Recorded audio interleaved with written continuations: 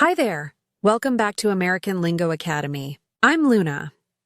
And today we're going to learn 10 super useful English expressions that you'll hear all the time in everyday conversations.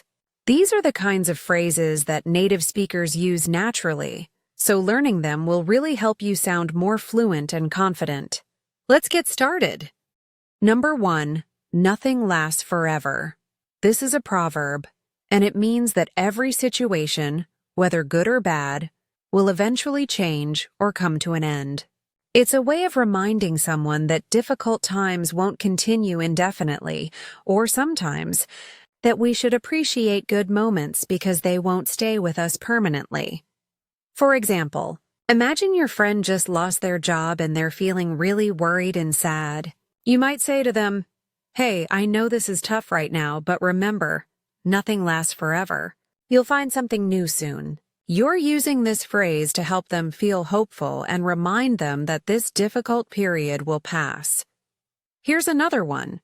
Let's say you're enjoying a wonderful vacation with your family at the beach. On the last day, your sister feels sad that it's ending. You could say, "I know, I'm sad too, but nothing lasts forever. Let's just enjoy these last few hours together." In this case, you're acknowledging that good times end, but encouraging everyone to appreciate the present moment. Number 2, fight fire with fire. This is an idiom, and it means to respond to someone's negative actions by using the same kind of tactics or methods against them. Basically, if someone treats you badly, you treat them the same way back.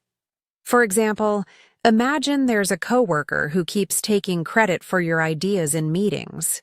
Your friend suggests that maybe you should start doing the same thing to him. Your friend might say, "You know what? Sometimes you have to fight fire with fire. If he's going to steal your ideas, maybe you should show everyone how his projects aren't really his either." Here's another one. Let's say your teenage daughter is dealing with a bully at school who's spreading rumors about her. She asks if she should start spreading rumors about the bully too.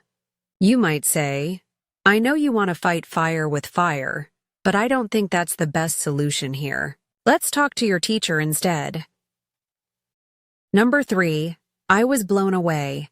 This is a phrasal verb used as an expression, and it means you were extremely impressed, surprised, or amazed by something. When something blows you away, it exceeds all your expectations in a really positive way.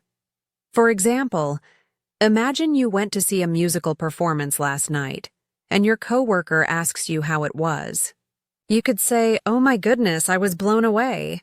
The singers were so talented, and the stage design was absolutely beautiful. I wasn't expecting it to be that good." Here's another one. Let's say your son just showed you a painting he made in his art class. You're really impressed by how detailed and creative it is. You might say to him, "Wow, sweetie, I'm blown away by this. You're so talented. I had no idea you could paint like this." Number 4, getting by. This is a phrasal verb, and it means you're managing to survive or cope with your situation, but just barely. You're not thriving or doing great, you're just doing okay. You have enough to meet your basic needs, but nothing extra. For example, imagine you run into an old friend at the grocery store and she asks how you're doing with your new job. You might say, "Honestly, the salary isn't great, but I'm getting by. I can pay my rent and buy groceries, so I can't complain too much." Here's another one. Let's say your neighbor's husband just passed away a few months ago, and you ask her how she's coping with everything. She might say, "It's been really hard, but I'm getting by. Some days are better than others." This means she's managing to continue with daily life despite her grief, even though it's difficult. Before we continue, if you're enjoying this lesson and finding these expressions helpful, please hit that like button and subscribe to our channel. We upload new videos every single day to help you improve your English, and I'd love to have you as part of our learning community. Okay, let's keep going. Number 5, I'm ashamed. This is a sentence or statement, and it means you feel embarrassed, guilty, or disappointed in yourself because of something you did or didn't do. Shame is a strong emotion where you feel like you've done something wrong or failed to meet your own standards. For example, imagine you promised your daughter you'd attend her school play, but you had to work late and missed it. When you get home, you might say to her, "Sweetheart, I'm so ashamed that I missed your performance. I know how important it was to you, and I feel terrible that I wasn't there." Here's another one. Let's say you're at a family dinner and your aunt mentions that she's been in the hospital, but you had no idea because you haven't called her in months. You might say, "I'm ashamed to admit this, but I didn't even know you were sick. I should have been keeping in touch better." Number 6. Can you help me? This is a very common question and polite way to ask someone for assistance. It's one of the most useful phrases you can learn because we all need help sometimes.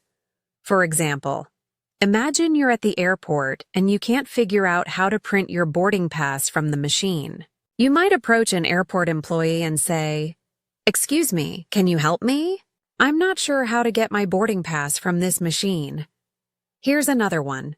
Let's say you're moving furniture in your living room and a heavy couch needs to be moved. Your roommate is in the other room.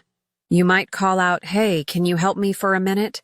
I need to move this couch and it's too heavy for me alone." Number 7. Where's the nearest hospital? This is a question, and it's an important one to know in case of emergencies. You use this when you or someone else needs medical attention urgently and you need to find a hospital quickly. For example, imagine you're driving in an unfamiliar city and your friend in the passenger seat suddenly starts having severe chest pain. You pull into a gas station and run inside to ask the cashier, "Please, this is an emergency. Where's the nearest hospital? My friend is having chest pain." Here's another one. Let's say you're traveling in a foreign country and you twist your ankle badly while hiking. You see some local people nearby. You might ask them, "Excuse me, I've hurt my ankle pretty badly. Where's the nearest hospital or clinic?" Number 8. I have a reservation. It means you've already booked or arranged something in advance, usually a table at a restaurant, a hotel room, or an appointment. For example, imagine you walk into a busy restaurant on a Friday night. The host at the front desk asks if they can help you. You would say, "Yes, I have a reservation for 2 people at 7:30. The name is Johnson." This tells them that you already called ahead and booked a table. Here's another one. Let's say you're checking into a hotel after a long drive. You approach the front desk and the receptionist greets you. You might say, "Hello, I have a reservation. It should be under the name Martinez for 3 nights. Number 9. Your reputation precedes you. This is an idiom, and it means that people have already heard about someone before meeting them. Usually, it means they've heard good things, that the person is very talented, skilled, or accomplished at something. For example, imagine your company hired a new manager who's famous in your industry for turning around struggling teams. On her first day, you might say to her, "Welcome to the team. Your reputation precedes you. We've all heard amazing things about the work you did at your last company." Here's another one. Let's say you're meeting your boyfriend's grandmother for the first time at a family gathering. She smiles and says, "So you're the wonderful person I've been hearing so much about. Your reputation precedes you. My grandson never stops talking about how kind and funny you are." Number 10. I commend you. This is a formal expression, and it means you praise someone or officially recognize them for doing something well or for showing good character. It's a respectful way to say you admire what someone has done. For example, imagine one of your employees worked through the weekend to finish an important project that saved the company a major client. In Monday's meeting, you might say, "Sarah, I want to commend you for your dedication and hard work this weekend. What you did went above and beyond." Here's another one. Let's say your friend decided to go back to school at age 40 while working full-time and raising 2 kids. After she graduates, you might say to her, "I really commend you for finishing your degree while juggling everything else. That took incredible determination, and I'm so proud of you." And that's it for today. We covered 10 really useful expressions that you'll hear native English speakers use all the time. I hope these examples helped you understand not just what these phrases mean, but how to use them naturally in real conversations. Remember, the best way to learn is to practice, so try using one or two of these expressions this week. Thanks so much for watching, and I'll see you tomorrow with more helpful English lessons.